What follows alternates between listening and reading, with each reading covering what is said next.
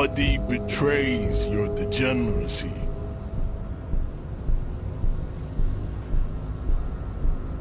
Yeah, Measurehead. His body totally betrays his degeneracy. Don't say anything. Size him up first. Are you admiring my morphophysiology? It must be frightening to stand in the shadow of this racial pinnacle. Be calm, Sandwich.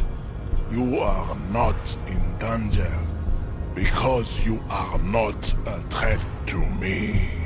What is this androgynous display of sexual maturity? You hear your heart pumping, fast and irregular. Your joints ache. Stop it! You are embarrassed. This display of weakness may appeal to older women with a stronger maternal instinct, but it is a liability here on Battlefield Martinez. Jean-Luc, his body is betraying his degeneracy pretty hard. Maybe you can ask him to leave. That is precisely the negligence that has led you to succumb to Al Ghul. You reek of it. An invisible sword of Al Ghul emerges from your throat. You cannot see it, but others can. It is making the woman in my company sick. It's not good. It's like a rat crawled into your stomach, got drunk and drowned. Yes, Al Ghul. Al Ghul is an ancient Ilmaran poison, a parasitic fungus that has colonized your race. It is a trick the desert pygmies played on you, for humiliating them and stripping them of their land. Servitude to Al Ghul does not explain everything.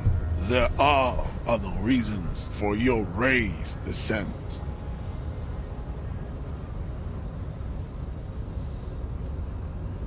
No, you don't. You need to get another drink. Occidental Haplogroup B4 is done giving orders around here. The influence of the ham sandwich race is waning. Show him the ham still got it. Willingly calling yourself a ham sandwich, how far the Occidental Haplogroup has fallen.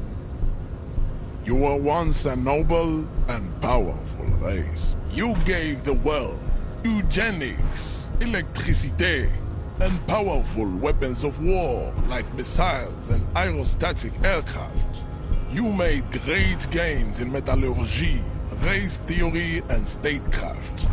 You dominated lesser cultures, like the deformed Hemians and the inexplicably potato-obsessed Quakers.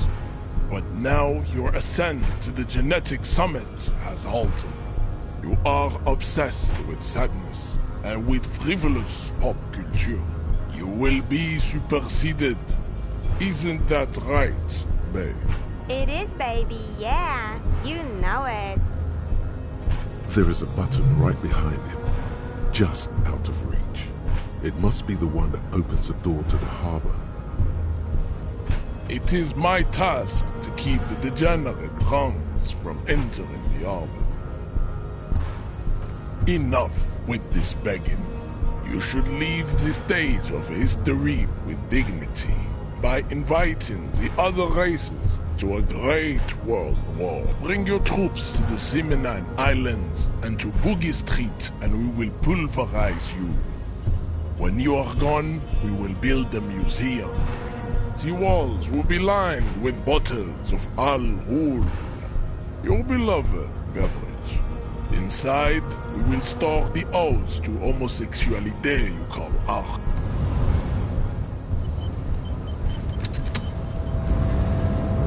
Your race descent has only worsened since I last saw you. You have really let yourself go. He does not so much as glance at the object. Stop Stop showing me your pathetic cup. I have no interest in it. Does he strike you as the kind of man who puts monks into trash? Racists are generally not very good examples of their race. I am not like them. I am craniometric perfection. I have taken the trouble to permanently draw a phrenologic grid on my skull and features. This should dispel any doubt. True, that is a noble cranium, but you got a hard noggin yourself. Your silence betrays your inferiority. You do not have a reply.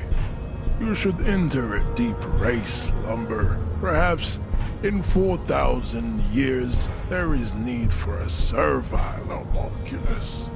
Oh, don't be vulgar. White or not has got little to do with this. The race enigma runs much deeper than that. There must be some friction there. He's keeping it well hidden, however. Mr. Clare is a man of vision and means. He has the will to confront polycultural capital. Something your race, naivistic comic. Also, to serve is noble. It takes discipline. Your petulant individualism has only contributed to your race failure. It is lax and moronic. Idiotic communism is the single greatest contributor to your race descent. Everywhere around you, the fruits of its failure to challenge the world order. Individualism, rock and roll music, sexually transmitted diseases, above all, rampant multinational finance still reigning large. Tell me, where have you gotten your love of pathetic communism from? Degenerate youth culture? Rock and roll music? Offshoots of the Seminoles people invented disco while having sex under the influence of cocaine. It is a shame upon my race. But what is done is done. I am not surprised you enjoy it so much.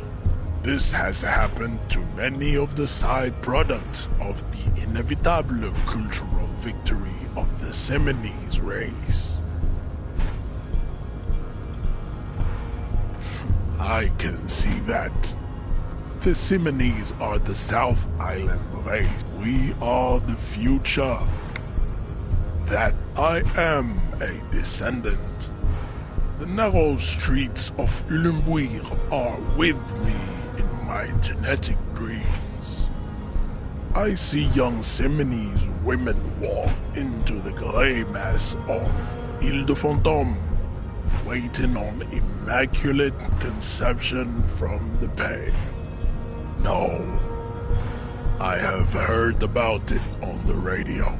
He would be appreciative if you did not further chase this line of inquiry in front of the women. I'm from Couronne, and no, it is not just in Revachol. The city is central to the Seminoles strategy. Spreading through its trade networks, our culture will dominate the world. You have heard.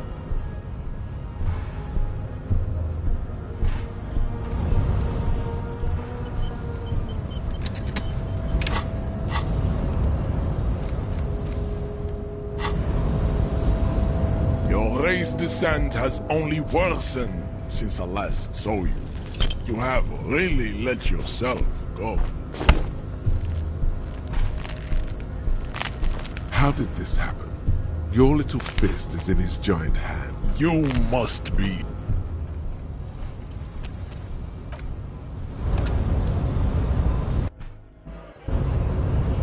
Your race descent has only worsened since the last. I think this racist is better than the last. But the next racist will be the really good one. They're always... Race is reality.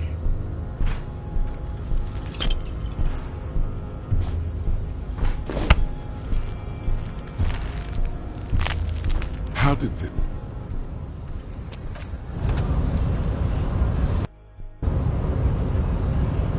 Your race descent has only worsened since I last saw you. You have really let yourself go. How did the...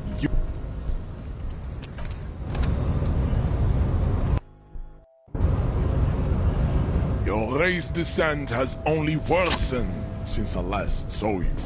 You have really let yourself go. Just like that, instinct took over. A solid strike straight into his throat, into the cartilage. You could swear you felt the soft palate break.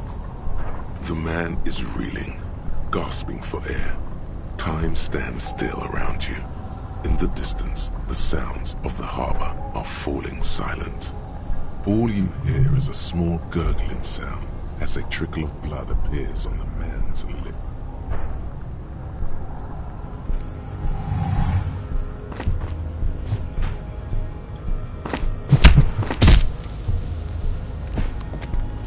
The man lands with a dull thump, like a broken down puppet of muscles and sinew. For a moment, he still tries to keep his head up, dazed eyes looking at you with unimaginable surprise. To your left is the button.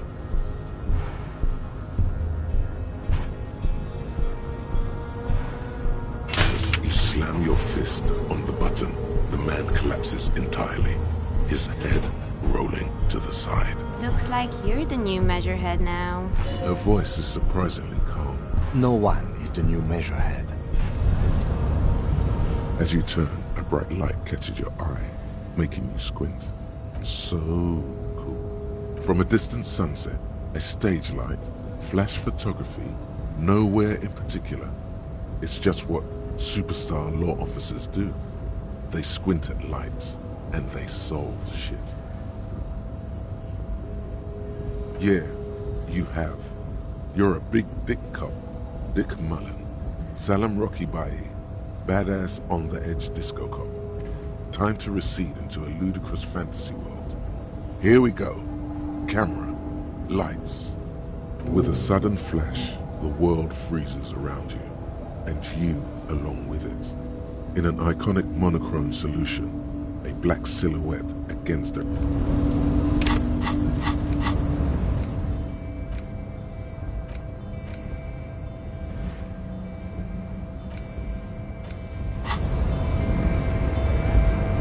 The man is still not... It'll take a few moments for...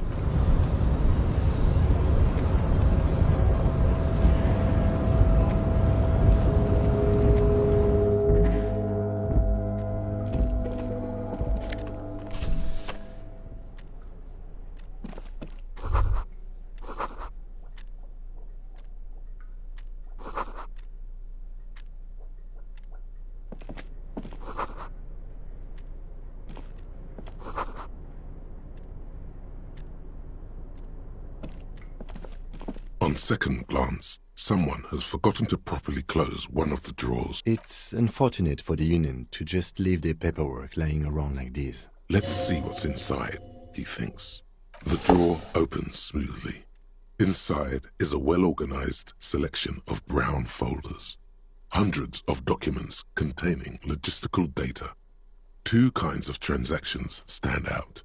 Materials coming into Revachol from the outside world, from Muindi, Grad, and even Ilmara, and the same materials being handed over to companies inside. It's hard to make sense of this thicket of company names, dates, quantities, and percentages. You try to focus, but the lines are getting blurry. Look how blurry all the lines on these papers are. How unwieldy your own willpower is to yourself. You're like an absurdist Samaran monk, focusing through not focusing. The drawer.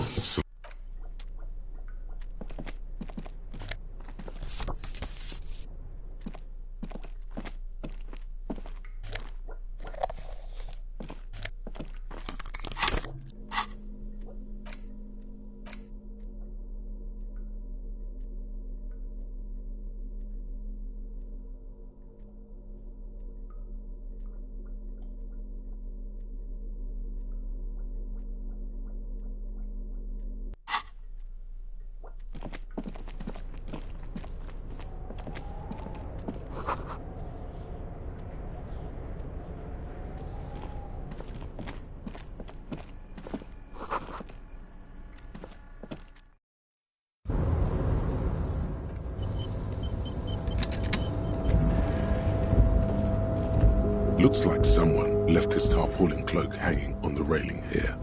There is a white rectangle clearly visible on its back. This is your cloak. You can feel it. Yes, it does bear the RCM insignia, and we are the only detectives in Martinez. The service cloak issued to you by your station? Yes, I do. As your fingers touch the tarpaulin, it almost feels like the cloak wants to deliver. I will shield you from the elements and give my life for yours. That's what the cloak is relaying.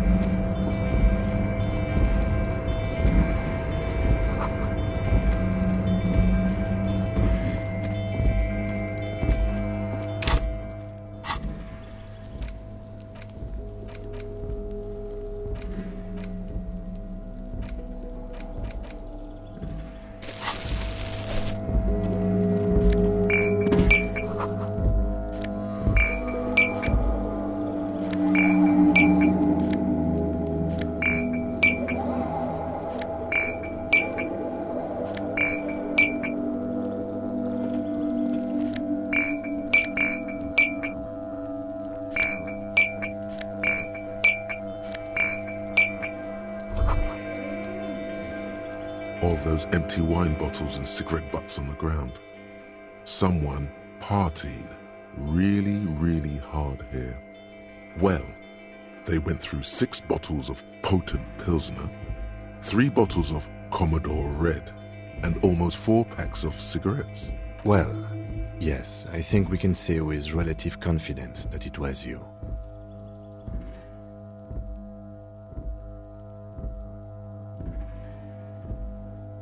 Yes, this scene isn't exactly ripping with joy. Let's just move on.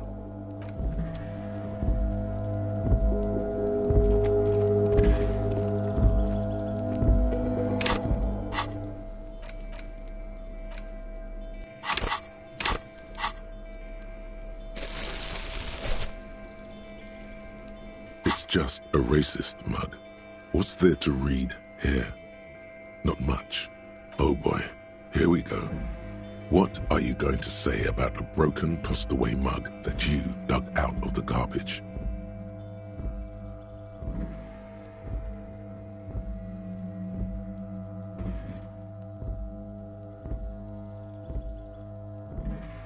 So again, you dug it out of the trash.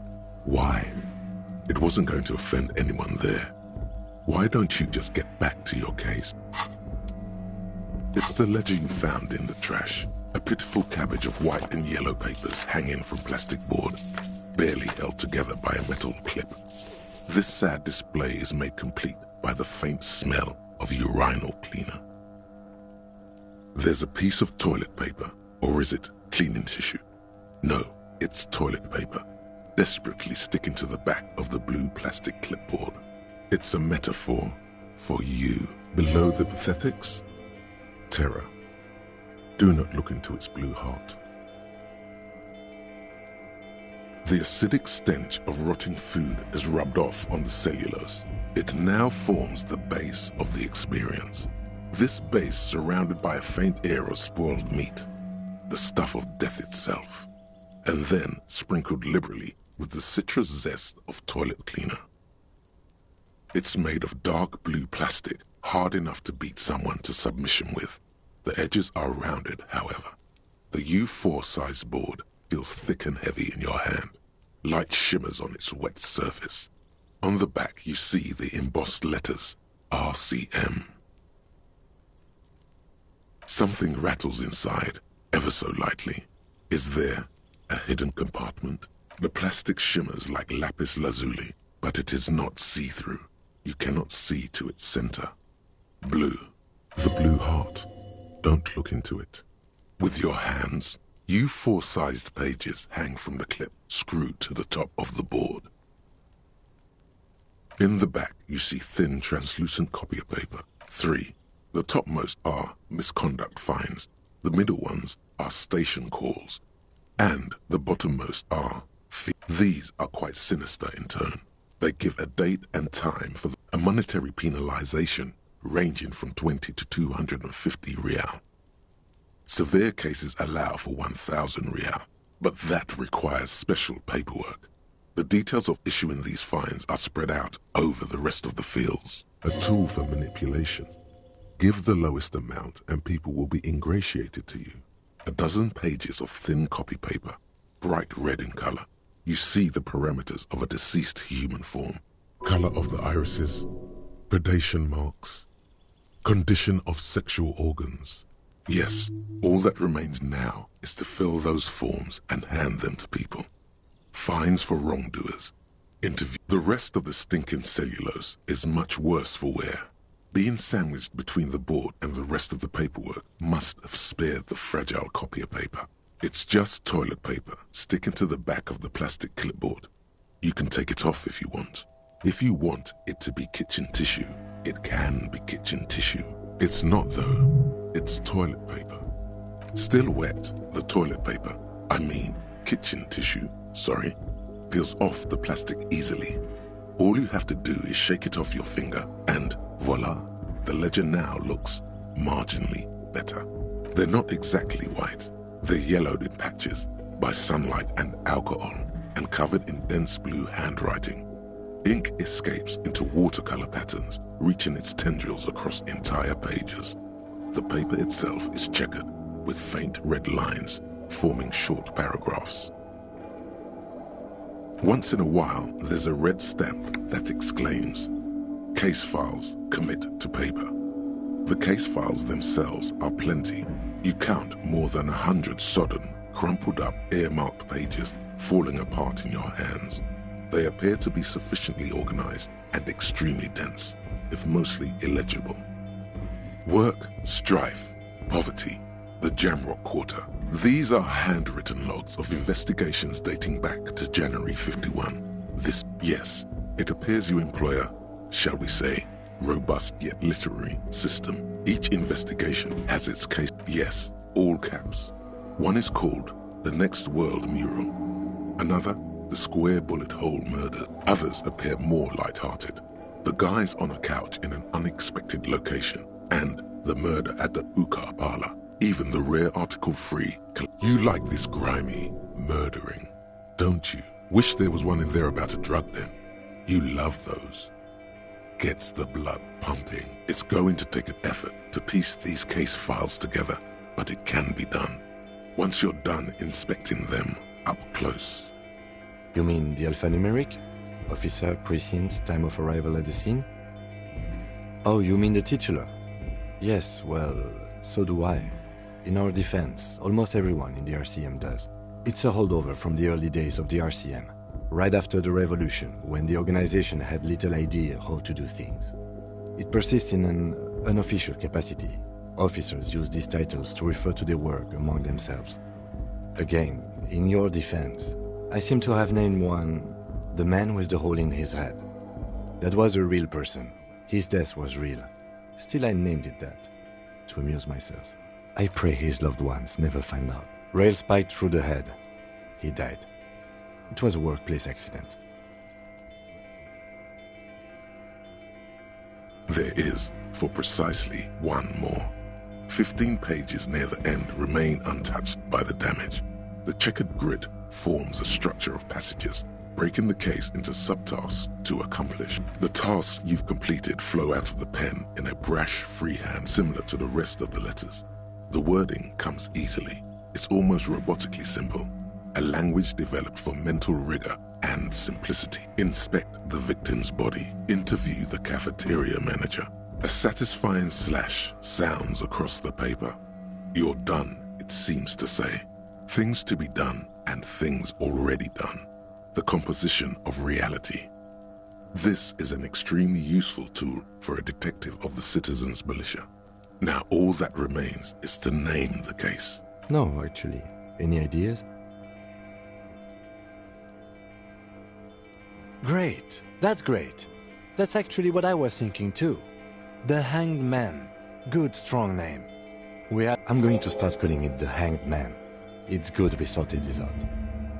You don't exactly close them. so much as distance yourself from the smelly papers. They're a little further from your nose now. An aluminium block runs the width of the board, but the surface is interrupted by a silvery sticker. It's rectangular, sparkling with iridescence. You don't know how you didn't notice it before. What? Yes, halogen watermark used for adding information to RCM property. Any capable light with the right wavelength will do. All RCM vehicles have headlights designed to reveal halogen water. This means you can read the watermarks if you just turn the lights on. Okay. While a bunch of sodden papers sag from the clipboard in your hand, it's a sorry sight. It's proving to be harder than expected. You just don't have the intellectual rigor to patch the quilt back together. Try again later.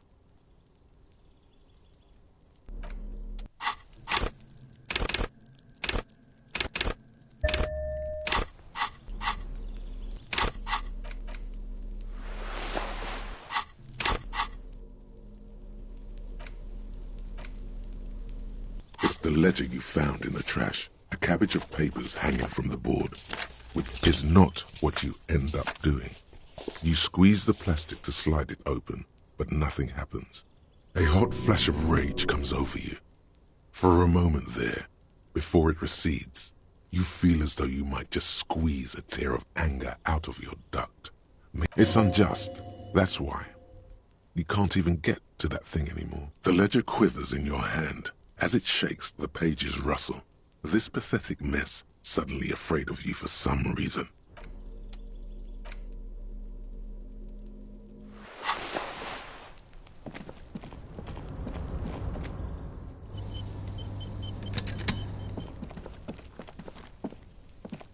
This is the night watchman's booth. The name on the door reads, René Arnaud. If you must. But please hurry. We are pretty easy to spot up here. Nothing incriminating catches your eye. The cabinets are clean and their sparse contents meticulously organized. There's a framed photograph on the table. It's a black and white photo of a young couple out in a street fair. The man, René, is dressed in a Royal Carabinieri uniform. The girl is young and very pretty. She is smiling playfully at the camera. René looks like he's about to smile. This photo must be tied to some good memories. Why did you take that picture of René? Of course you are. What murder investigation would be complete without an arbitrary photo collage?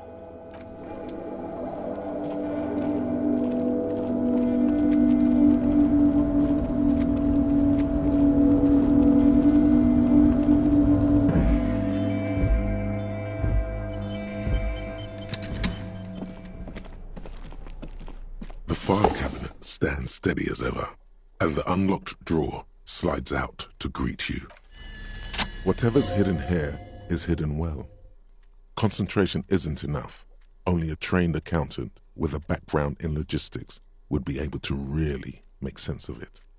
However, there is a little handwritten note stuck on the side of the drawer. It appears to be a to-do list written in large, uneven capital letters. Remember, Leo, Everard's shoes, special whirling borscht, water Everard's plants, sweep office floor, more banners. All items on the list have been crossed out and the note itself is crumpled. Everard Clare, probably. The head of the Debarders Union. One of his aides must have left it. Nothing incriminating here. What is so special about this borscht? Code for drugs? Booze? Blood? Remember, Leo, Everard's shoes. All items on the list have been crossed out, and the note itself, the drawer, slides. Mazovian Socio-Economics. 0.000% of communism has been built. Evil, child-murdering billionaires still rule the world with a shit-eating grin. All he has managed to do is make himself sad. He is starting to suspect Krasmazov fucked him over, personally, with his socio-economic theory. It has, however, made him into a very smart boy with something like a university.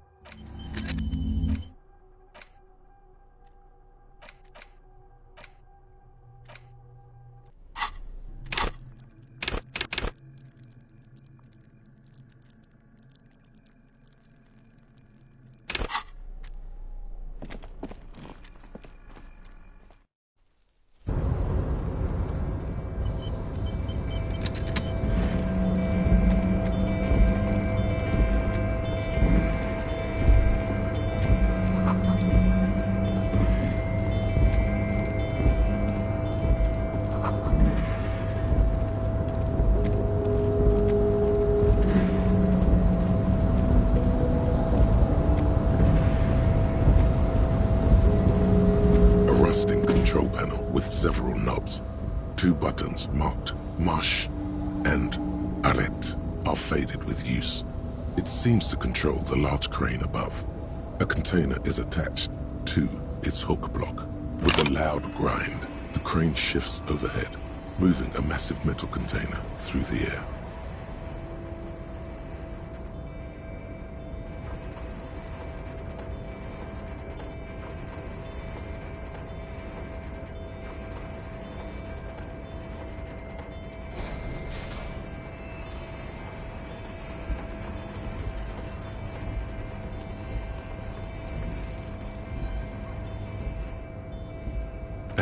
With a surprisingly quiet thunk, this crane was built with a purpose, which has now been fulfilled. To move this container. Who can say? All you know is, it's special. I can't see how that was worth the ruckus, except for seeing the crane in action, which I admit was satisfying.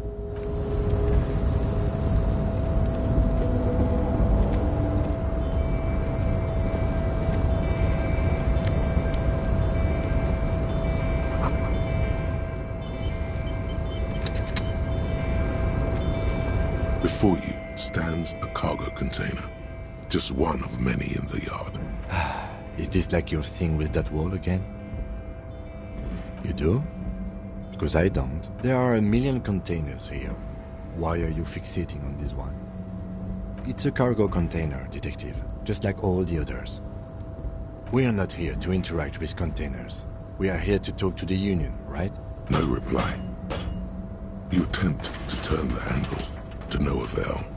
The doors seem to be mechanically locked. To your left, the lieutenant considers your actions with some puzzlement.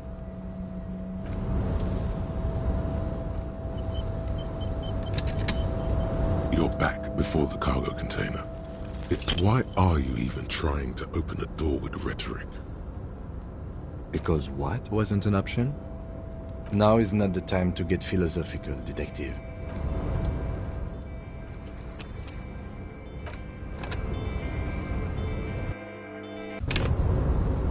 You're back before the cargo container. Why?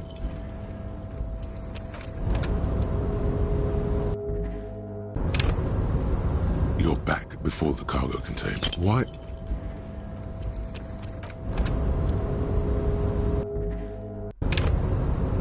You're back before the cargo container.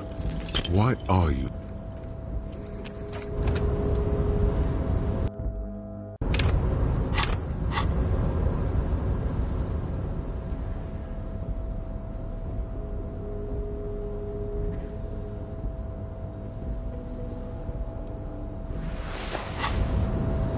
You're back before the cargo container.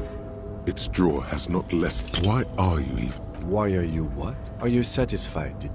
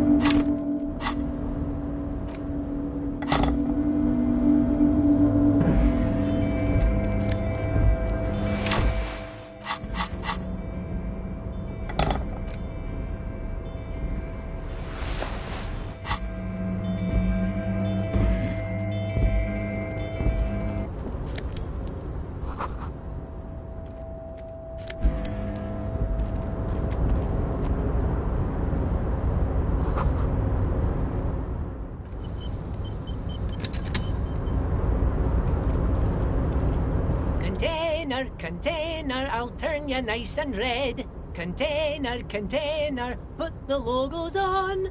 Container, container, used to be Wild Pines. Container, container, now belongs to Everard.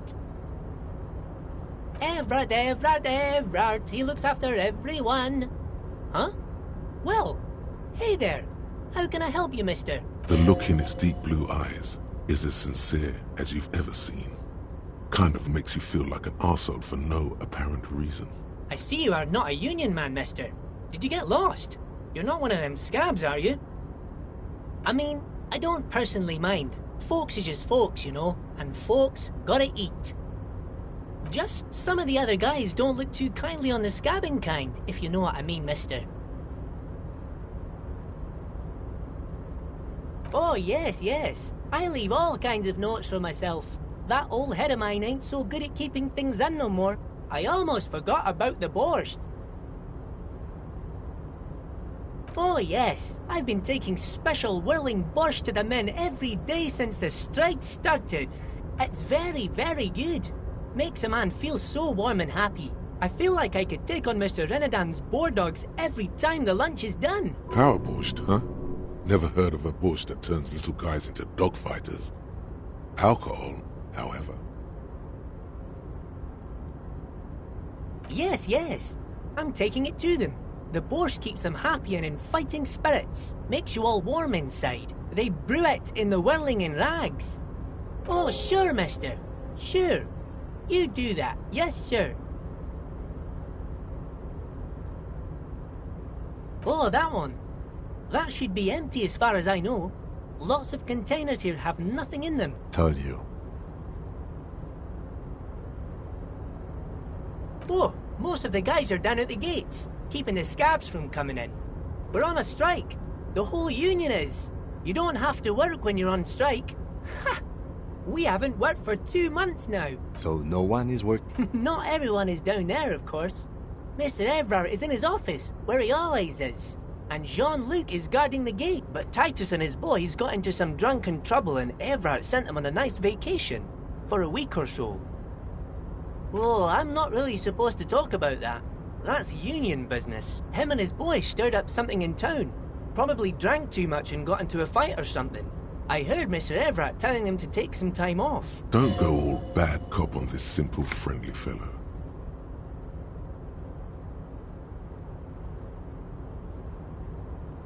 No, I don't think they killed anyone. Let's better talk about something else. Titus and his boys do good work. I don't want to get them in trouble over a little drinking. Oh, I'm just making some covers for them containers here. Yes, I am. Yes, I am. So it's easier for the crane operators to spot them. Everything is so pretty and red. You and Leo look like brothers as you glance around with similar childlike wonder. Sure is, mister. Sure is. Really livens up the place. Yes, it does. Yes, it does. I hate to break this bonding moment, but the red containers mean they are replacing the company livery with the union livery, which means this strike isn't gonna stop anytime soon. Bye-bye now.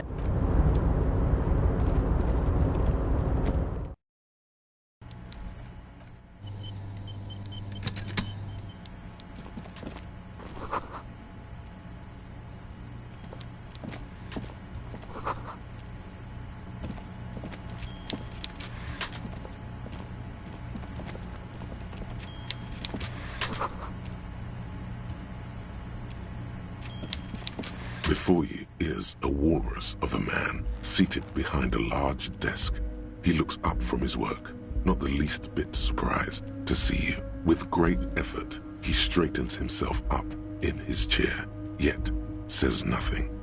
He simply stares at you. A typical power play. Wait for him to speak first. Show him you've got a backbone. The one good eye of this man fills you up without even flickering. The other, his lazy eye, is constantly moving like a goldfish in a tank, grotesquely magnified by his +6 glasses. For a moment, you don't know where to look. It is unbearably humid in the trailer. Beads of sweat slide down the man's forehead, yet he's unperturbed, holding his own. At first, nothing happens. His face wears a wide and self-satisfied smile. Every now and then, he smacks his big lips. So... Mr. Dubois, Mr. Kitsuragi, how nice that you found a moment to pay a visit to the Debardairs Union. I'm Evrard Clare, head of this little operation here. Please, have a seat. The folding chair looks like a torture device. Extremely uncomfortable. You go ahead, detective. Whatever he has in store for you, it can't be good, he thinks. I'll do my best. Forget about that. What's with this Dubois stuff? You're getting some seriously bad vibes from that name. Please, Mr. Dubois, let us converse in a civilized manner. It's nothing. Yes, that's probably right. It's nothing. Forget about it. Filter it out. Excellent, Mr. Dubois. I can see that you're a reasonable man, and reasonable men can be of great use to one another. So tell me, how can the head of the Debarders Union help a representative of the Revachol Citizens Militia today? The chair you're sitting on has got to be the most uncomfortable chair in the world. It's violating your backside. Oh, by the way, I heard you got a rather rude reception from a certain Lawrence Gart. Some people have no manners, it pains me to say. This should take care of that nonsense. It should be sufficient to cover your expenses for a few days and patch over your differences with a cafeteria manager. Hey, that's 25 real. That's good money.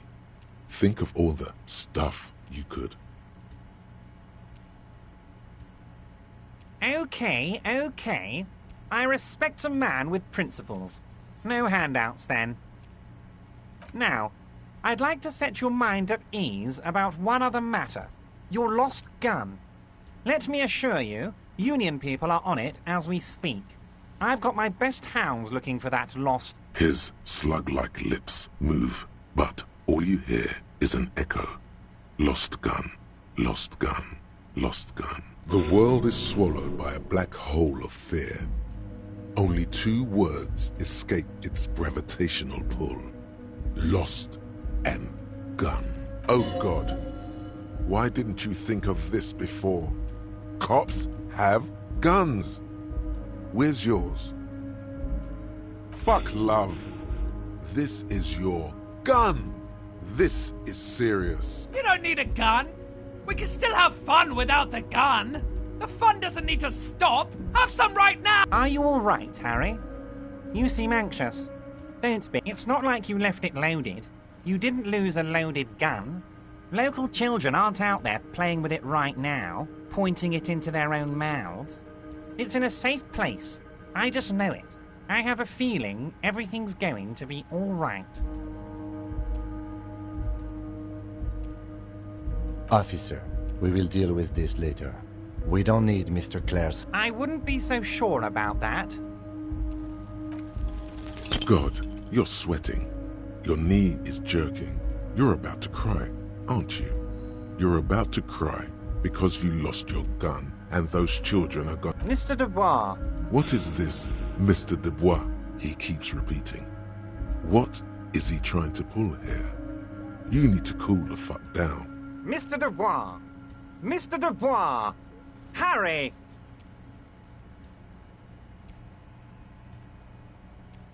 While Everard is distracted by your odd behavior, the lieutenant's eyes are mapping everything around you. The folder, desk, papers on the wall. Mr. Dubois, are you okay?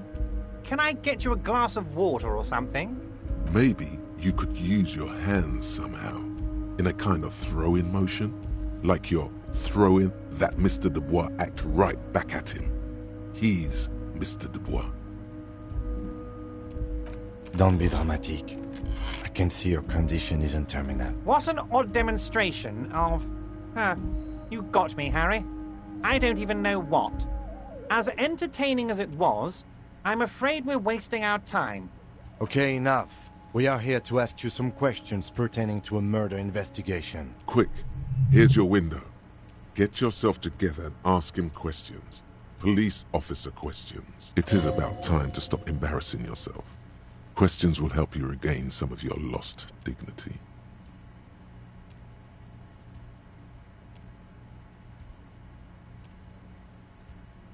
Oh, of course. That's your main thing here. That's why you're in Martinez. I know everything that goes on around here, and I would love to discuss it with you. I mean, it's no secret that the lynching is connected to the strike. So much to talk about. Honestly, it's been weighing on me so heavily. I understand you need to interview me. But there's a thing that's been keeping me up at night. I want to talk about the hanging.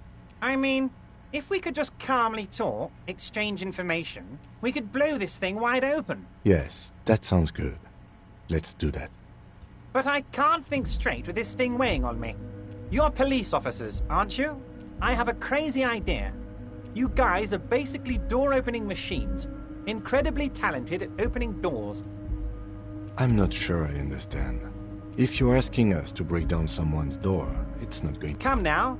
I just need you to go open a little door for me and leave it unlocked. A simple thing. Absolutely nothing shady about it. Does this jiggling ooze think he's going to use you? He's got another thing coming. Play his game, son, with your eyes peeled. He's going to slip up, and when he does, you're going to come out on top. Oh, no one's. It's just a weasel. A weasel lives there. Nothing for you to worry about. Harry, I'm a very busy man, and more importantly, I don't have that extraordinary physique you do. You look like you could run around all day. You want to send someone a message that the police are working for you. I repeat, I'm a very, very busy man, Mr. Kitsuragi, and therefore I must occasionally enlist outside help. So what will it be, Harry? A loud blabbering weasel. When weasels feel no one is watching, they start acting foolishly. Just go there, unlock the door, and leave it open. It's been such a burden on me, Harry. I just want this to be over so I can discuss business with you. Harry, my dear friend, I am what people call a fantastic man. You can get the key from Manana. He's down by the gates. Manana's like a free agent in the Union. Special operations. Hardened socialist. A real free thinker, too. He'll tell you precisely where the door is. One last thing, Harry. Just open the door. You don't need to go in or anything. I just want that weasel to come home and see the unlocked door. Oh, that's very nice. I haven't gotten around to her yet. I'm very, very busy, you see. I hope you're getting along. One thing I want to make very clear, Harry, is that this is not some kind of union versus corporation situation. Everyone is just pals here. Yes, we're all trying to do what's best for Martin 8. Don't feel like you shouldn't work with her. Good friends. I'm not a jealous guy. Whoa, that's so nice of him. Suspiciously nice. What do you mean, Harry? Nothing. I let him go.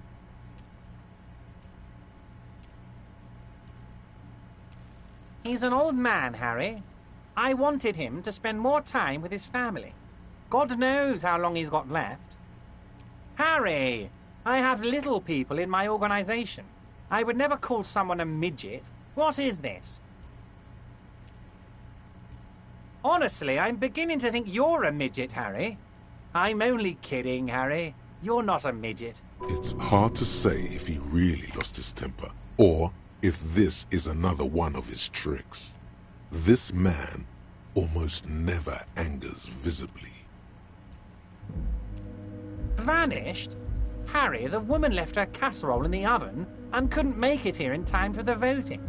Oh, did I leave my casserole on? Better go home and check. The election can wait. When she got back, the whole thing was over. Yes, yes. Low balling, of course. This isn't a casino, Harry. Real people, real livelihoods are at stake here. But everything's a casino for those rich types. His expression makes it clear. This is childish and irresponsible behavior. If she actually wants to see me, she will find a way. Any good negotiator would. And I just don't have anything to discuss with a bad negotiator. He doesn't want to see her. It's as simple as that.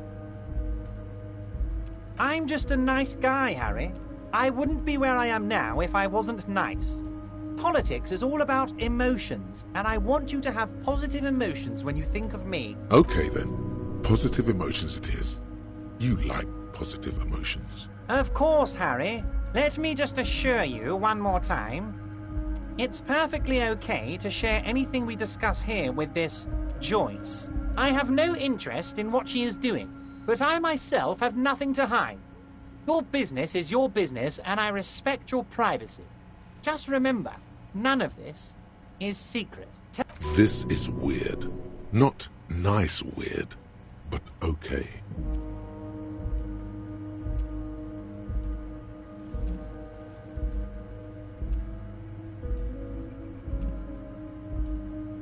Of course. Let us dispatch with the formalities.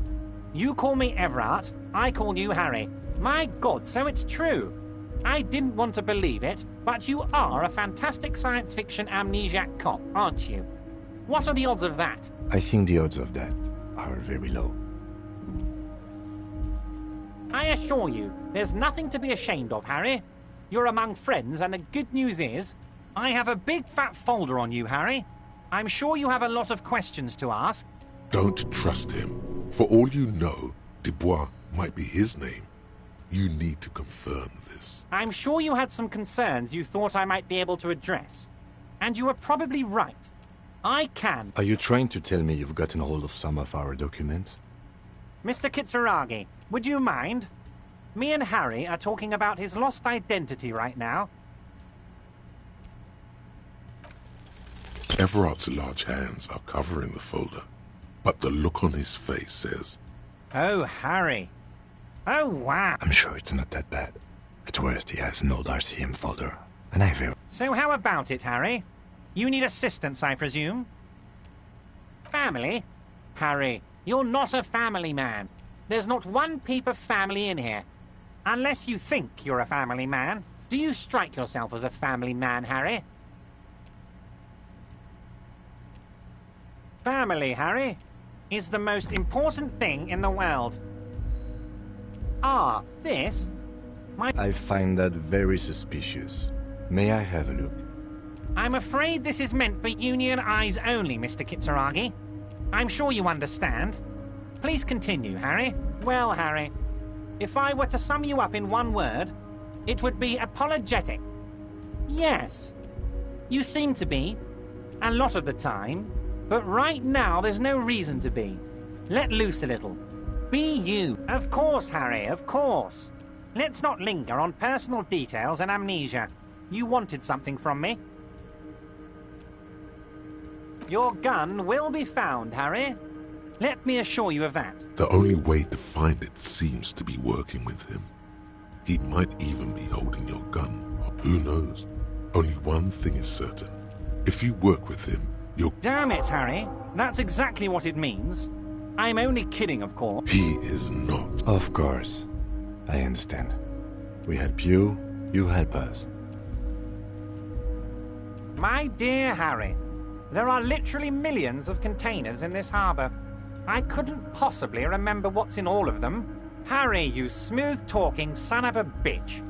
Time is a precious Smooth talking. Maybe that's the way to go about opening the container. You should at least try convincing it. Wait. You need this to get in and out through the gate. Here, you're one of us now.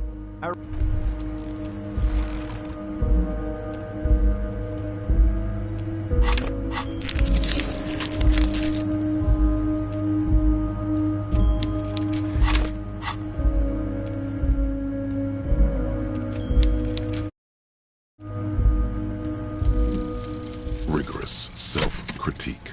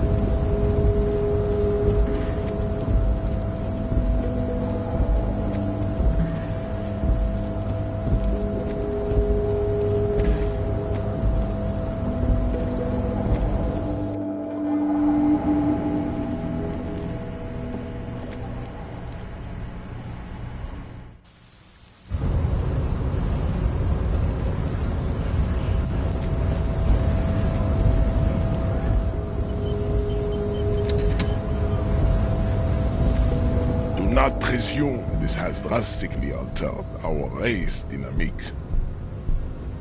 Our personal dynamique has changed. A little. He means very little.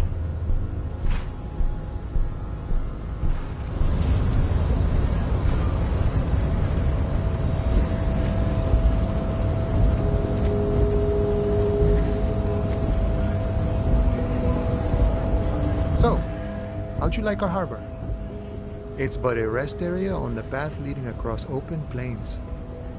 Right, you talk to the boss, eye to eye, like men of the plain. If you have any more questions, I'm set to talk. A key, huh? What door is this key supposed to open? Oh, say no more.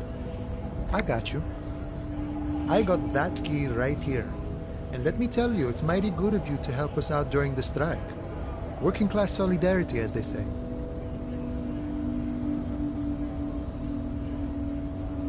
I knew this man was a commie. And it's a good thing you're doing too. Thanks. What you're looking for is a basement door behind the greenhouse. That's behind the whirling in rags. That's all I know.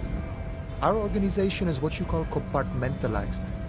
Means we keep out of each other's business. Okay, but where did you get the key from? The janitor gave it to me. Nice fella. We talked about life and things that really, truly matter. None of this mess we're in. This jiving and juggling. What's it for? To feed our children, I guess. I'm more of a philosophical dock worker. I like to talk about the big picture stuff. Who I am, who you are, what we are fighting for. Who he is and what they're fighting for? This is interesting. We're negotiating our share. Aye.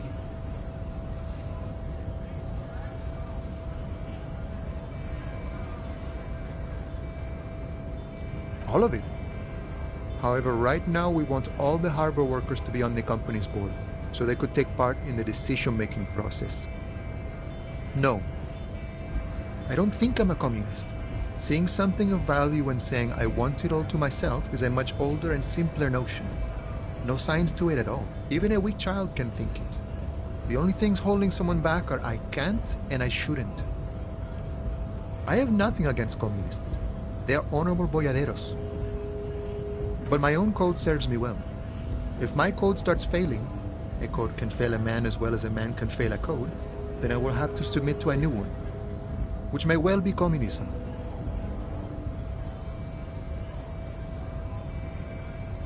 See, I am primarily a lazy person.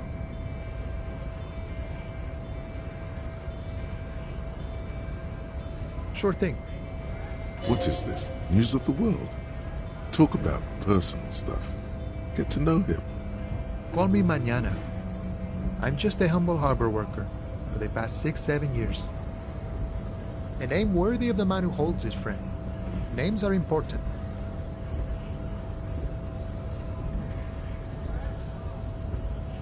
Plenty to go around. Don't get greedy and try to swipe mine, though. You got your own.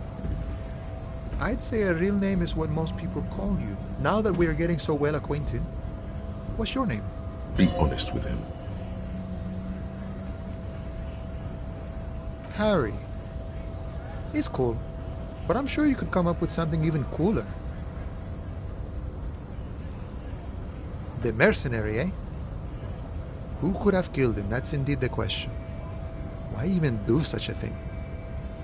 The man whispers a jaunty tune. A coastal breeze ruffles his hair. The encroaching doom is golden red. It is inside you, but also outside, on the horizon, by the water's edge. Innermost, but yet to happen. Things make sense from that angle. You're Tequila Sunset. You have been Tequila Sunset for a long time now. Boyadero! You see his eyes turn teary with appreciation. He is extremely happy for you. You receive a good, strong handshake in return. He takes a swig from his flask, then offers you some.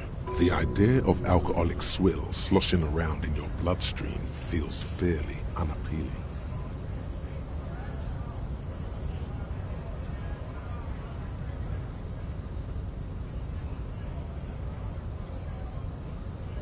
A man walking on the edge of a razor, eh? So, anything else you want to do?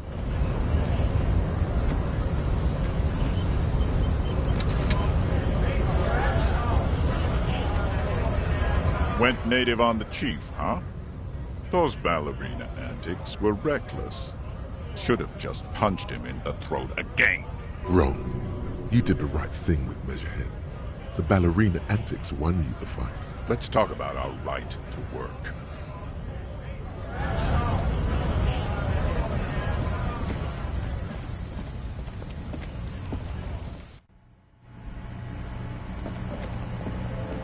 The tear machine stands in the corner. Your bottles clunk into the machine, and the money appears with a satisfying jingle.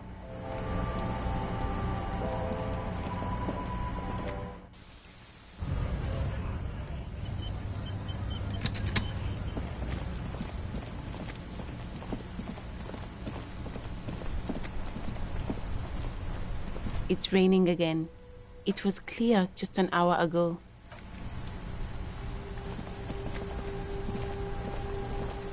Inside, you see a set of steering levers, a radio microphone, a pull-out toolbox, and the soft glow of the fuel preheater gauge. All right. Ready? I turn, you press start. It's next to the preheater. He's downplaying his excitement. The lieutenant is more than happy to show off his precious carriage. The dashboard lights up with orange glow. The rounds per minute gauge jumps, and the engine of the Caprice Canela comes to life with a whiny growl. The lights unfold with a little click, casting electrical light onto the ground before the vehicle. There you go. I'll turn them off from the remote once you're done. We just need to stand in front of the machine now.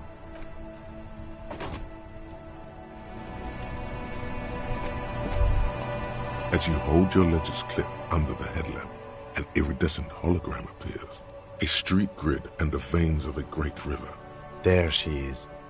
Revachol West. Around the borders of the watermark are dozens, no, hundreds of micro-perforations. The rectangular watermark is overlaid with the logo of the RCM, and yet the major arteries of Revachol are all recognizable. They shimmer in the Canema's headlights. A rat brazenly darts past you and disappears amongst the stopped lorries. In the distance, a child somewhere shrieks. A woman reprimands her in a voice no quieter than the child's cry. In the middle of a broken plaza, in a cone of light, barely visible in the daytime, two men, one slim, the other sturdy. They are on the city stage, but only one of them knows his lines. Ah, Martinez. Let me see. Right here. No, it does not. There are many of them, and they are divided into 3 separate rows. The first row has 18 dots. Not bad for what? You don't even know what it means. The next is the longest. It runs all the way around the border, and then some. There are so many, it's hard to count. More than 150, at least. Maybe the last row has 3 perforations. That's it. Those are perforations. They represent your record as an officer of the RCM. They are your statistics, as it were. I should have guessed you'd keep a record. Officers often do. Let's take a look. Son, here is where we score your life performance. You better hope it's good. The first row represents your years of service. 18 years. Okay, not bad at all. What did you do before you volunteered?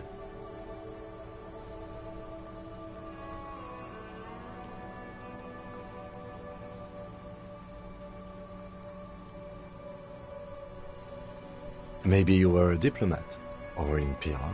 Doesn't matter, I suppose. Let's move on, shall we? This next row, the one that wraps all the way around, is your number of closed cases. Closed is good. It means finished.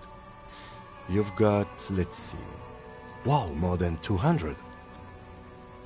It's quite a lot, even for someone who's been on the force for nearly 2 decades. Usually, clearing more than 10 cases a year puts you in the 90th percentile of all RCM officers.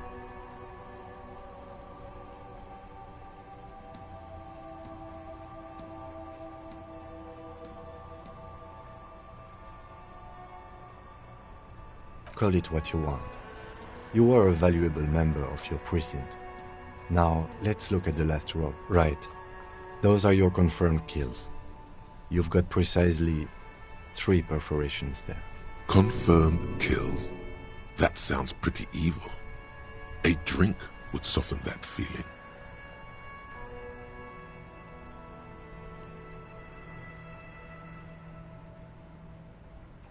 Definitely not. For an RCM officer, especially Precinct 41, which is in the Jamrock Quarter, it's rather tame. I mean that in a good way. What's it feel like to kill a man, Mr. McCoy? A young woman asked the man across the desk from her. Honestly, babe, says John McCoy, crossing his ankles over said desk. I don't feel anything anymore. It's just like brushing my teeth. I do it once or twice a week and don't really think about it. There are certain officers who treat their kills like some kind of ghoulish game. If they do happen to solve a case, it's usually by accident. But it seems as though you are, or at least were, one of the good ones. So we have that to be thankful for. He's sincerely glad you're not a scary predator. Not to say relieved you're competent. Yes. It's not a problem for him to state it, however. Everyone has their own method of coping. Some more effective or self-destructive than others. Personally, I find it helps to keep up a few hobbies. Why not gardening? You've already got the yellow gloves. It's meant in earnest. Please don't mistake it for a jab. The lieutenant nods. Right. I'll go turn off the lights. You can now see...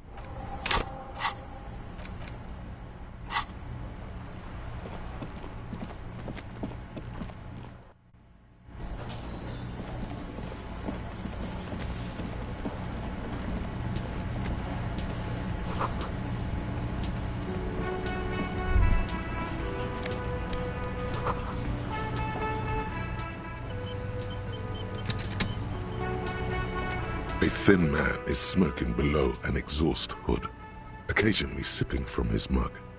This must be the Whirling's cook. As you step in, he nods toward the table and says something in a completely foreign language. The only words you can make out are Goranci and Kubek. It must be his name. Goranci. Goranci Kubek. Sounds representative. The man puts his cup down and replies something, his left hand drawing arcs in the air. The man says a couple of sentences in that strange language of his and then seems to wait for you to speak. Just one word. Sounds quizzical. Then he awaits your answer with his brow arched. Borscht need more vodka? Okay, so it's vodka that keeps the men happy and in good spirits. Clever move by the Union. Vodka Borscht! I love it, Bratan! Turn it the fuck up and then ask for some yourself! Turning it up seems like a dangerous idea, honestly. The place is a powder keg.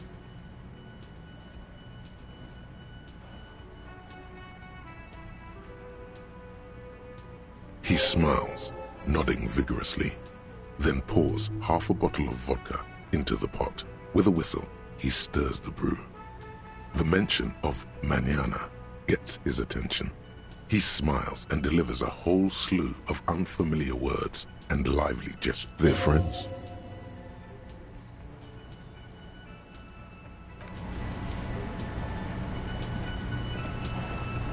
You see a heavy steel door with a prominent dimple lock. It's painted blue. You immediately feel drawn to the color. Blue is for mystery. The cobalt blue surface feels rough to touch. The stainless steel door is flush with its frame on every side. The door does not budge. You do? It's a door in the back of the kitchen. Why do you care where it leads?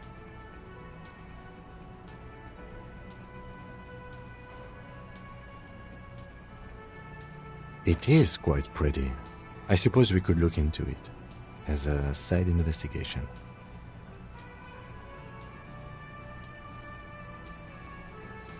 If you say so, Gart is the person to ask.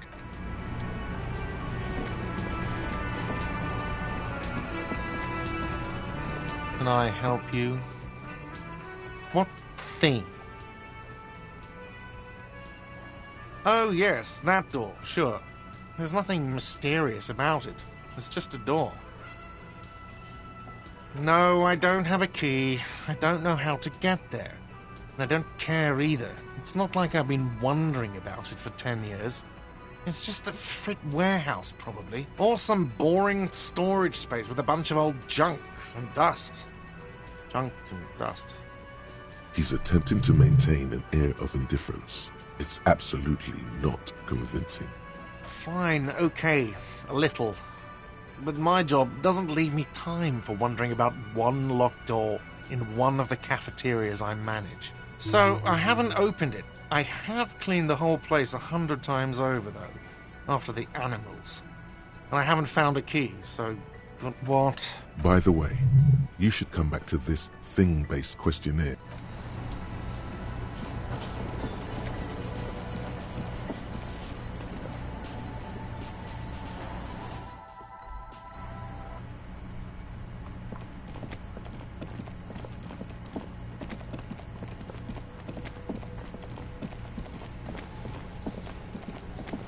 There he still is.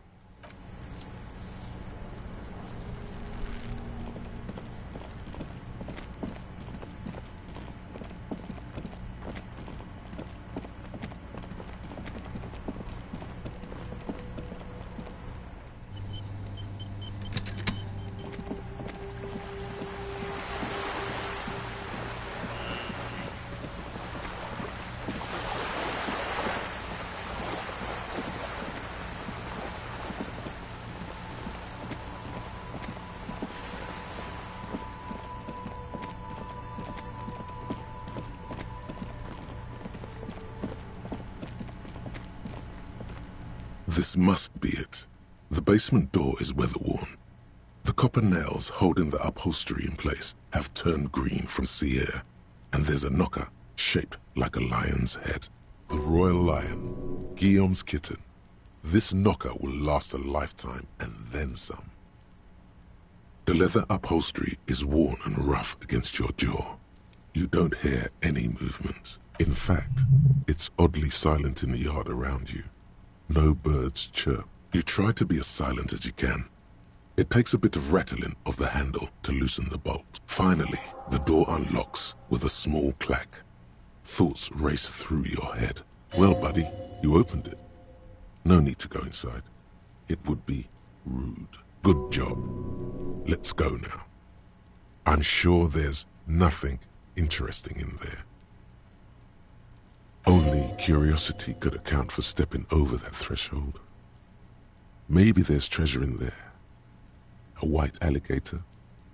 A fountain of quicksilver. As you hold the open door, you can feel the air moving. A little draft. A whistle.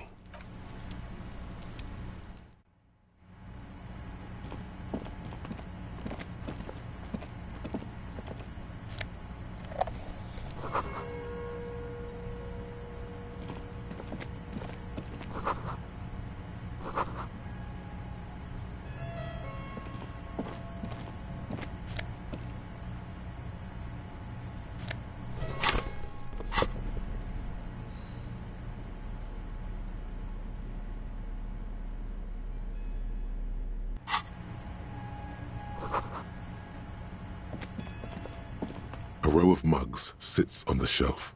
Each one depicts a human figure. A dark-skinned woman grinning amidst mysterious symbols. A broad-shouldered man shoveling potatoes, and others a little ring.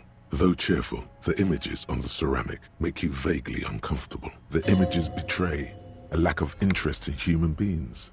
They are merely unflattering caricatures. The owner of these mugs doesn't like people of other ethnicities very much. This person is unhappy. The lieutenant picks up one of the mugs, then puts it back down with a look of disdain. I'm beginning to feel better about breaking into this man's apartment. Yes, your broken mug friend would feel very much at home here. The same humor, the same mocking lines. There's the missing tin soldier. Whoever lives here might have used the Whirling's container to dump his trash. And now they've drawn the ire of the Union. The plot thickens, as they say. Perhaps you should break into apartments more often. Who knows? I'm not expecting too much from this clothes in the trash lead either way. It might turn out to be some random local matter.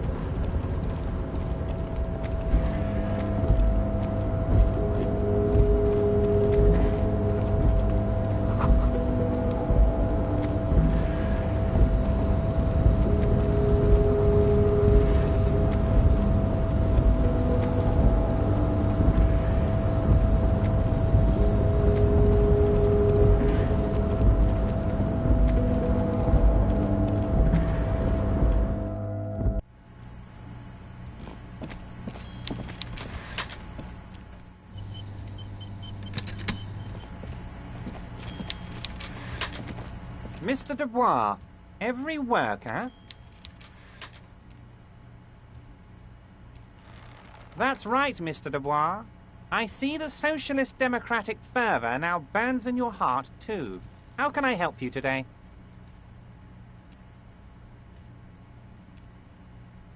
I'm very glad to hear that, Harry. One question. You didn't actually happen to stumble in and see what's inside the apartment, did you? There is no way to sway this man in any direction. He is unsuggestible and unswayable. Just tell the truth. Just as I thought. Culturally antiquated mug collection. What a weasel. Pissing on Everart's Rainbow Coalition. Now let's get down to brass tacks. It's time for men like me and you to figure out who's killed who and why. Real police work is gonna start happening now. I promise you, Harry, this is gonna be good.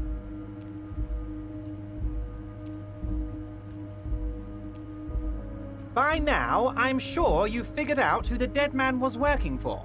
The bad guys. Wild Pines. Sent to scare us. Another violent measure of the top hats against us flatcaps. Harry, this strike is the culmination of many, many mistakes made by the Wild Pines group. They tried to shut the strike down by sending in armed mercenaries. You mean our victim? A security contractor? Can you imagine that? Workers standing in peaceful protest, united in the spirit of fellowship. I'm talking beasts. Hardened killers from proxy wars in Yisut, Semenine, Saramaritsa. You name it, they've done it. Raping, killing, burning villages, killing little children for the Senorita Pineapple Company, Harry. Everything they did there, they brought over here. They want to turn Revachol into a third world slum. Honestly, the only thing they didn't do is kill the village elephant. Now, I haven't personally witnessed the brutalities out there. I have the luxury of staying in my container, you see. If I need to go somewhere, they just move my container. Yes, I'm an old man, Harry. My legs aren't what they used to be. They lift my office with that big crane. It's actually very fun. You should try it.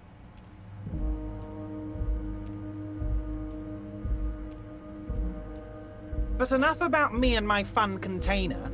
The killers the company hired, I think there were 3 of them, all hardened commando types. One of them got downright suicidal, getting drunk, violent, a little rapey. Even their own negotiator couldn't control him. That's your boy, the one who likes hanging out and trees.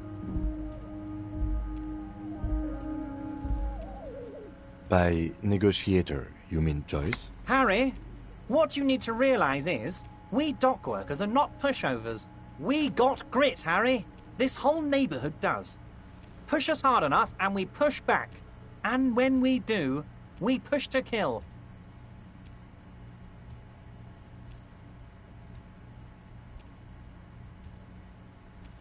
An entire neighborhood of killers. There's a militant wing inside the Union. A group of people whose duties don't involve manual labor, but peacekeeping in the neighborhood, making sure everything runs smoothly.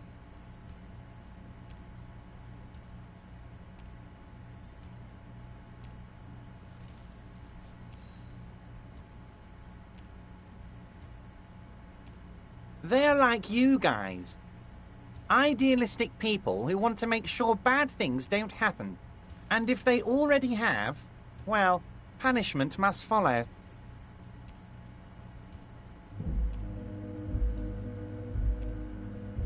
So these idealists killed our victim?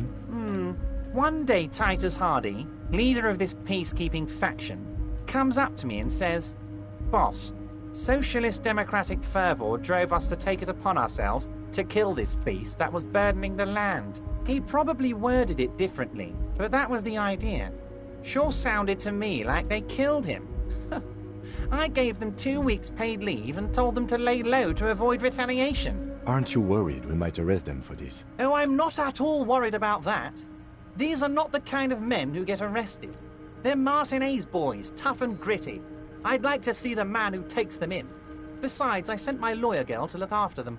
If he's just boasting, then it sure doesn't feel like that to you. Racist mugs in the trash and in the apartment? You guys are just light years ahead of me. I have so much confidence in the ability of your organization. I'm relieved you're doing this and leaving me to do what I do best. Helping people. With the power of politics. Yes, yes. Do you think this weasel is somehow connected to the murder? Oh, no, no, no, no. I don't cross paths like that. All I want is for you to succeed in your investigation. I would never complicate things for you. Believe me, Harry, he's a nobody. Just your basement variety nobody. Can't imagine him being connected to a high-caliber... But he does live nearby. Maybe it's a pedantic weasel. Fascists are known to be neat freaks. I feel like a real detective right now, Harry. Am I getting this right? Would he? I'm not... Oh, you're too kind, Harry. Way too kind. I know I'm not a real police officer. You are. That's all he's going to say on this subject.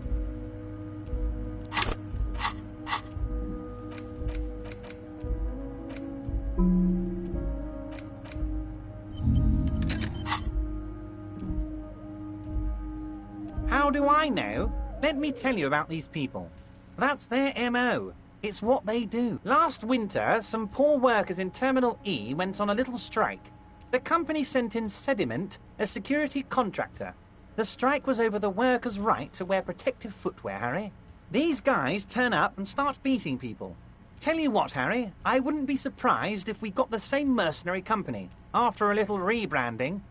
And I'm sure as hell not surprised to see an army of scabs under my gates. So you believe the scabs were organized by the security contractor? You said it. Hell, one of those guys looks big enough to take down that proverbial elephant. Boys like that don't just happen to show up during strikes. He's not scared of them. If anything, he likes them being here. Oh, Liz is a bright one. I paid for that law degree myself, thinking it'll probably turn her all fancy. But hell, Harry, she came back a firebrand socialist. Sometimes she scares me with her zeal. Oh, they are simply fine young men, all 7 of them. Exemplary union members. always working to advance their position in the local socialist democratic movement. Core members. Old Theo used to run them, but things really kicked into gear when Titus took the reins and named the group after himself. Gotta love his initiative. Interesting. Who's second in command? They're almost all of them great guys, born leaders. Whatever happened, I'm sure they only had the best interests of Martinez and Revachol in mind. Work with them. Hell, interview them. But don't fight them. They really are just like you. Men who like beer, women, and some order on the streets. You know what, Harry? I got a feeling they're gonna show up in full force tomorrow. The lieutenant marks something in his notebook.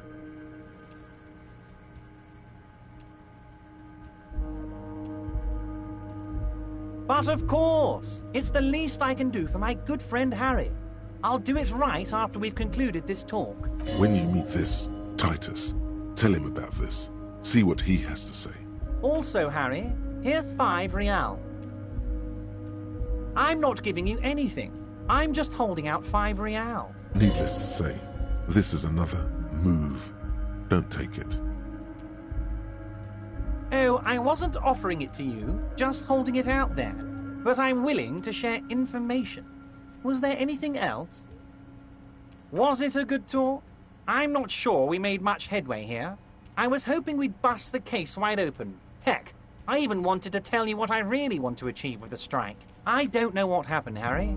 I wanted you to feel like Mr. Martinez. And of course, I also wanted you to find your gun. But it's like I can't completely trust you. Yes, Harry, it's like I can't fully trust you if you're not a man of the left. I want to. He's been hurt too much in the past by men who aren't social democrats.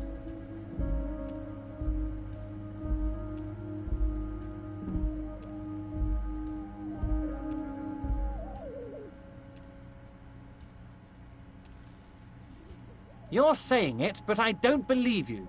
You know how it is, company snitches, agent provocateurs everywhere. I'm barricaded in this fortress of mine, and I need to get... And what would this entail? Once again, I require nothing unethical or illegal of you. You just need to get 2 little signatures on this piece of paper, and then mail it to my accountant in La Delta. It depends. I don't think what we just got from Mr. Clare was very useful. But, he thinks, it's your call. As I said, it weighs on me heavily. But once we get really talking, well, I'm going to hand you the keys to Martinez, and maybe even help you figure out who's behind this killing. I'm glad you asked, Harry. The Union is going to build a modern youth centre in Martinez. It will be righteous. We're going to get those teenagers off. There's a nameless little street on the coast with some old houses around it. Most people have already signed. I just need 2 more signatures to get this mission off the ground, Harry. On the coast, Harry, across the canal. There's a cul-de-sac there, a little village they're calling it. A gloomy place. You'll find it. Water drips from the eaves. A woman looks at her freshly tarred skiff. There's a pair of cavalry boots under the fish in the box, and the wind howls like a vicious spirit. They are just gonna have to deal with the construction noise for 6 months, and then they'll be living like kings. Right next to a fancy new youth centre, designed by the best architects from Stella Marie.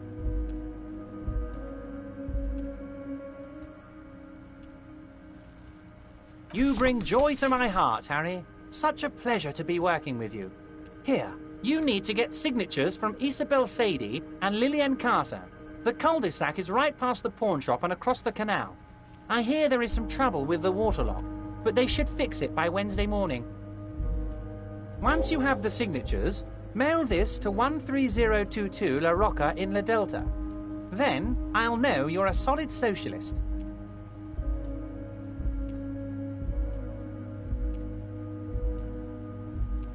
I don't know what that means, Harry, but I love it. I love your initiative. Knowing you're out there keeping things running lets me Don't even tell me what was going on. Alcoholic brew? Stronger? Stopped it? Strike?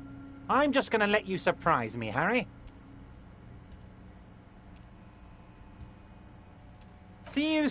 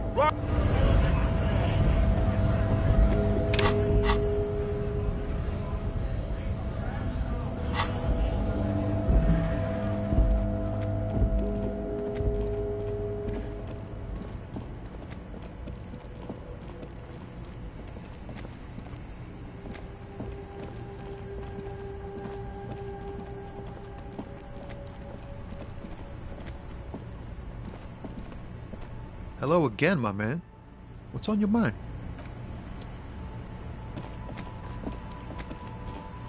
Hello again, officer.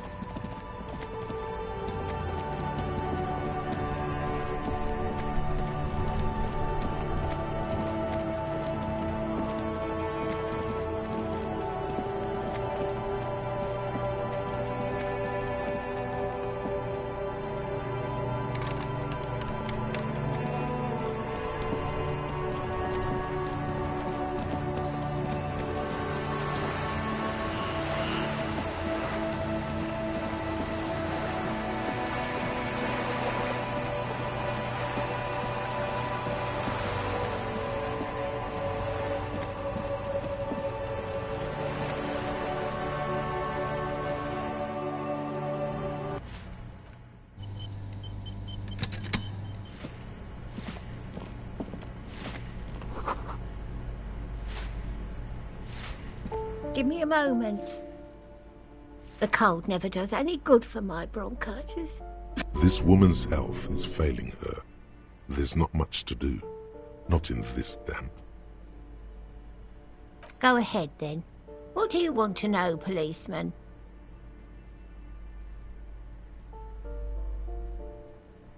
Ask away, policeman. The artiste? Nothing I can do about her, I'm afraid. She ruins the walls faster than I can clean them. Still, she leaves an old lady to her business. More than I can say for others. She mumbles some kind of a response. Then I'm no one.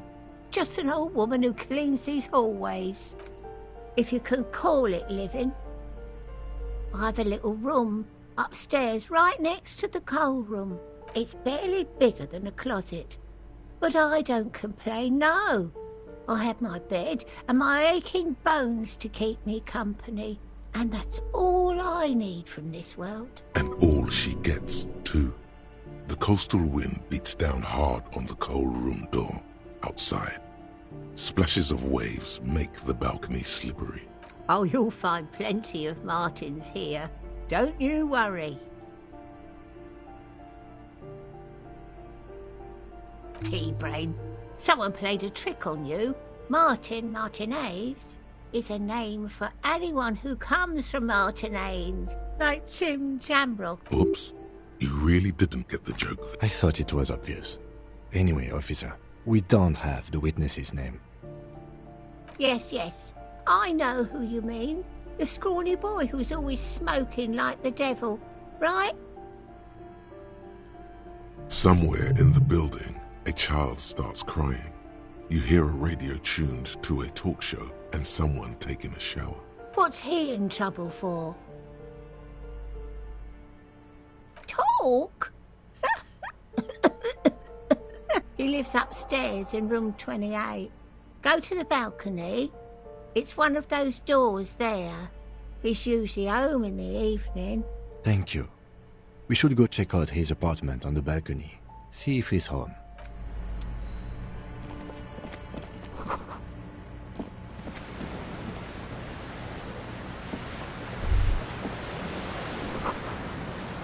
A shift in temperature.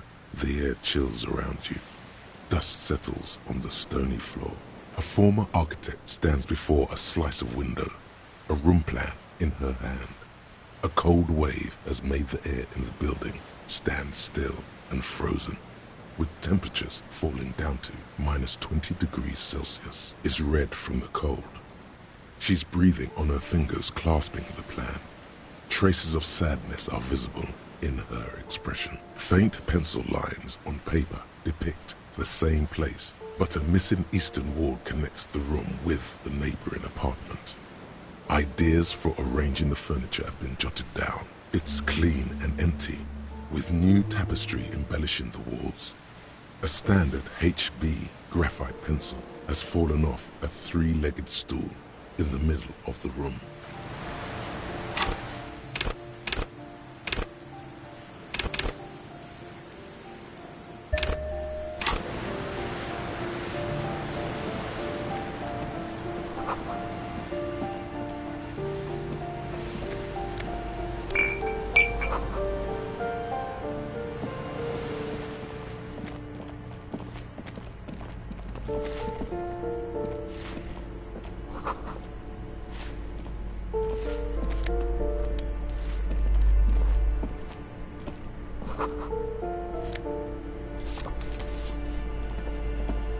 You hear someone walking around inside, rearranging the furniture.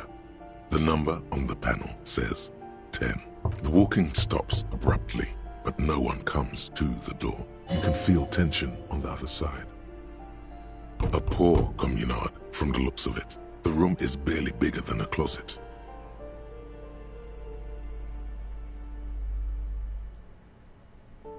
Do I have to open the door? Do you have a warrant? I'm not obligated to open the door if you don't have a warrant. Let's go. We don't have a reason to get inside that apartment. Volumetric ship compressor. Bizarre scientific news from Revachol West today.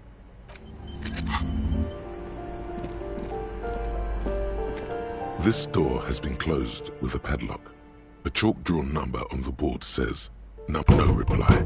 It's a solid lump of metal, but the shackle is deeply corroded. A solid pair of chain cutters would better whip out those cutters. You won't get very far otherwise.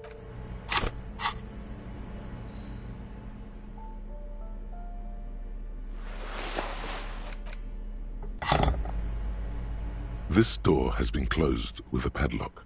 A chalk-drawn number. The shackle snaps like a twig, and the lock falls to the floor with a little thud. It should be possible to enter now. After you, did.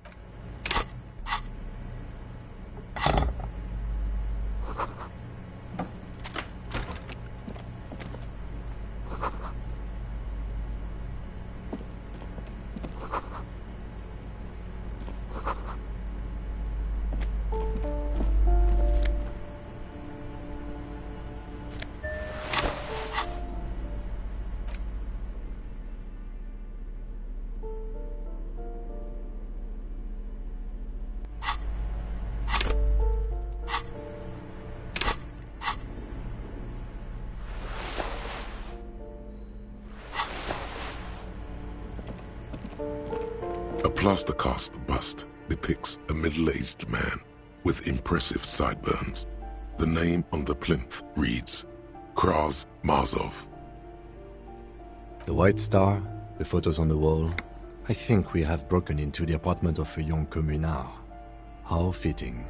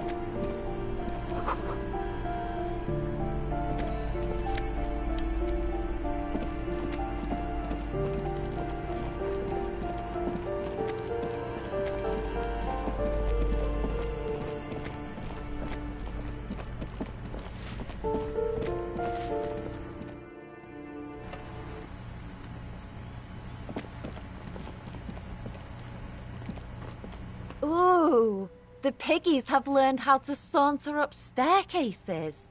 I didn't think you could do that with hooves. But here you are.